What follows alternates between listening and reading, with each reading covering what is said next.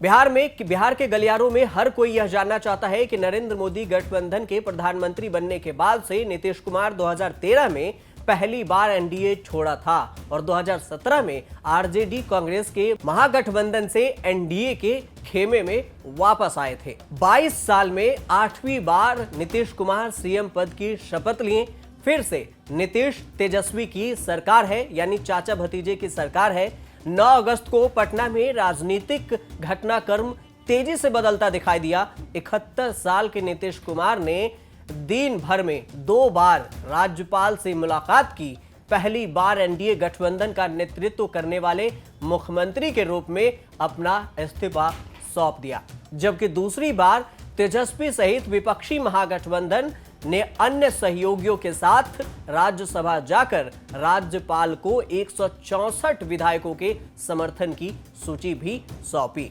बिहार विधानसभा में इस समय 242 सदस्य हैं और बहुमत हासिल करने के लिए जादुई आंकड़ा 122 है, जो कि नीतीश कुमार के पास है। लेकिन सबसे बड़ा सवाल ये कि क्या 2024 तक नीतीश कुमार का निशाना है, इसलिए बीजेपी को छोड़कर आरजेडी के साथ गए हैं। आरजेडी के साथ जाने से क्या होगा नफा और नुकसान, सबसे पहले यही समझते हैं कि नीतीश कुमार का निशाना कहीं 2024 तो नहीं।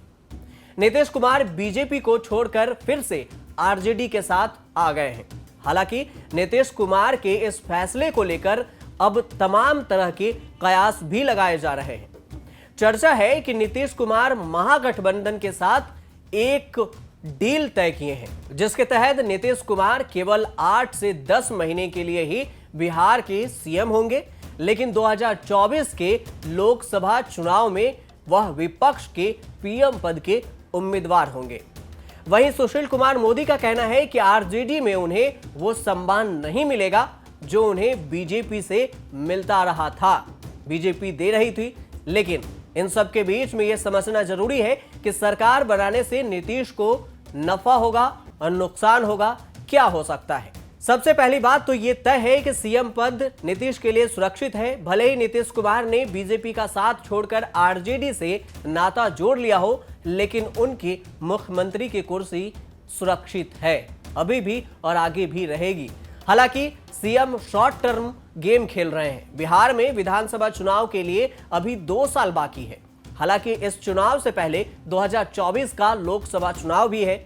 इन 2 बड़े मुकाबलों के लिए नीतीश कुमार अपनी सियासी जमीन को मजबूत करना चाहते हैं और इसी बहाने नीतीश कुमार 2024 में विपक्ष का चेहरा भी बन सकते हैं। नीतीश की छवि बेदाग रही है और उन पर परिवारवाद का आरोप भी नहीं है कि उन्हें परिवार के लोगों को टिकट दिया या उन्होंने नेता बनाया। जेडीयू ने 2017 में भ्रष्टाचार के आरोप लगाकर आरजेडी का साथ छोड़ा था, लेकिन उसके साथ फिर से गठबंधन कर लिया। 2024 के चुनाव में यह बात उनके खिलाफ जा सकती है।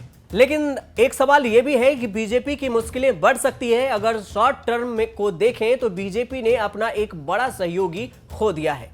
लोक चुनाव से पहले जेडीयू के गठबंधन टूटना बीजेपी के लिए बड़ा झटका कहा जा सकता है, क्योंकि बीजेपी जेडीयू एक अच्छे दोस्त माने जाते थे। जेडीयू के साथ गठबंधन करके बीजेपी बिहार की सबसे बड़ी पार्टी बनने की रणनीति पर काम कर रही थी। अब बीजेपी को इस लॉन्ग टर्म प्लान को पूरा करने में कठिनाइयां आ सकती है, लेकिन बीजेपी दोबारा आरजेडी और बाकी विपक्षी पार्टियों पर अपनी भ्रष्टाचार विरोधी नीति को एक्टिव कर सकती है, जो पहले भी करती रही है। इस बार नीतीश कुमार को कांग्रेस, लेफ्ट, हम, राजद सबका सपोर्ट मिला है, वो भी विपक्ष के 165 विधायकों का सपोर्ट। कुल 7 पार्टियां और 1 निर्दलीय विधायकों ने उन्हें समर्थन दिया है। इसलिए नीतीश कुमार के नाम से बैनर भी है कि नीतीश सबके हैं। ऐसे में बिहार में नीतीश कुमार के नफा और नुकसान की तो मिला जुलाकर बात देखी जाए तो कुछ भी तालमेल नहीं बैठता कि उन्हें नुकसान होगा। 17 साल में यह 8वीं बार सीएम बने हैं, जो बिहार के इतिहास में रिकॉर्ड है।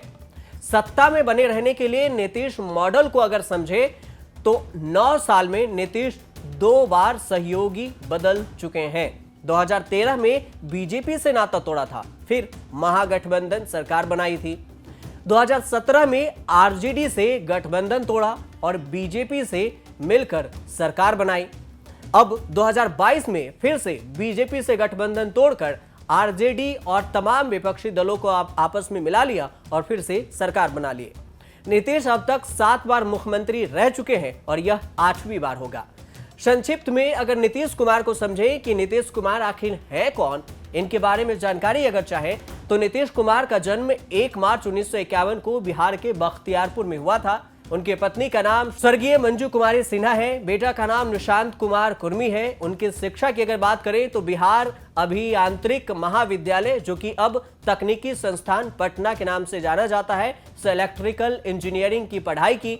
1990 में पहली बार केंद्रीय मंत्रिमंडल में कृषि राज्य मंत्री बने। अटल बिहारी वाजपेयी की सरकार में रेल मंत्री, कृषि मंत्री और भूतल परिवहन मंत्री भी रहे थे। लेकिन कुल मिलाकर मिलाजुलाकर देखें तो सब यही कयास लगा रहे हैं कि 2024 में नीतीश कुमार एक नया गेम प्लान तैयार कर सकते हैं। देखना आगे ये होगा दिलचस्प कि क्या वाकई में नीतीश कुमार का नया गेम प्लान 2024 में काम करता है या नहीं। आप देखते रहिए न्यूज़ तक।